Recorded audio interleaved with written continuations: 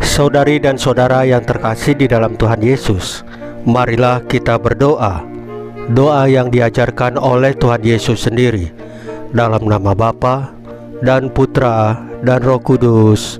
Amin. Bapa kami yang ada di surga, dimuliakanlah namamu. Datanglah kerajaanmu, dan jadilah kehendak-Mu di atas bumi seperti di dalam surga.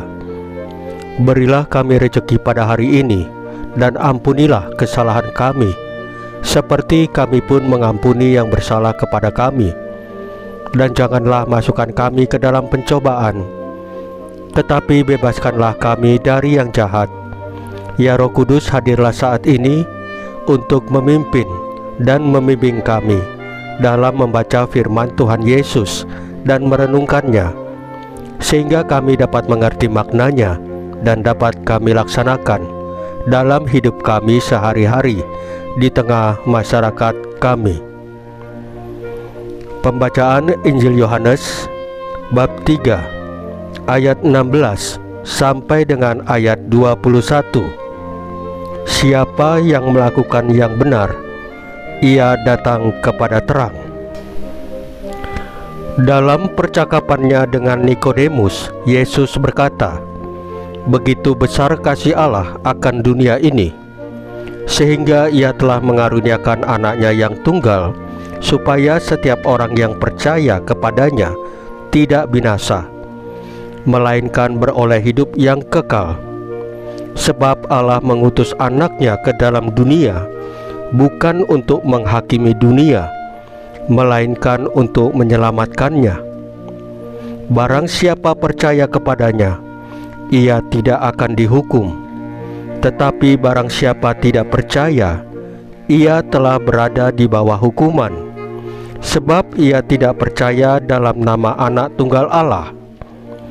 Dan inilah hukuman itu: terang telah datang ke dalam dunia, tetapi manusia lebih menyukai kegelapan daripada terang, sebab perbuatan-perbuatan mereka jahat. Sebab barang siapa berbuat jahat, membenci terang dan tidak datang kepada terang itu, supaya perbuatan-perbuatan jahat itu tidak tampak. Tetapi barang siapa melakukan yang benar, ia datang kepada terang, supaya menjadi nyata bahwa perbuatan-perbuatannya dilakukan dalam Allah. Demikianlah sabda Tuhan. Terpujilah Kristus. Saudari dan saudara yang terkasih di dalam Tuhan Yesus, firman Tuhan, "Tetapi barang siapa melakukan yang benar, ia datang kepada terang, supaya menjadi nyata bahwa perbuatan-perbuatannya dilakukan dalam Allah." Kehidupan saat ini, terutama masalah ekonomi, merupakan masalah yang sering membuat manusia melakukan hal-hal yang tidak benar. Ada seorang yang bekerja pada suatu perusahaan. Ia hanyalah seorang staf, dan kehidupannya pun sangat berkecukupan. Pada suatu ketika, ia mengetahui bahwa atasannya melakukan korupsi, dan atasannya itu mencoba memberikan uang dalam jumlah yang lumayan besar kepadanya. Namun ia menolak, walaupun sebenarnya ia banyak kebutuhan. Sehingga sejak itu, atasannya selalu memberi tekanan pekerjaan kepadanya, mencoba mencari kesalahannya, bahkan memfitnahnya agar ia resign dari perusahaan tersebut. Namun ia tetap bertahan dan bekerja secara jujur. Tidak berapa lama kemudian, setelah dilakukan audit, terbukti bahwa atasannya melakukan korupsi, dan atasannya tersebut mendapatkan hukuman dan dikeluarkan dari perusahaan tersebut.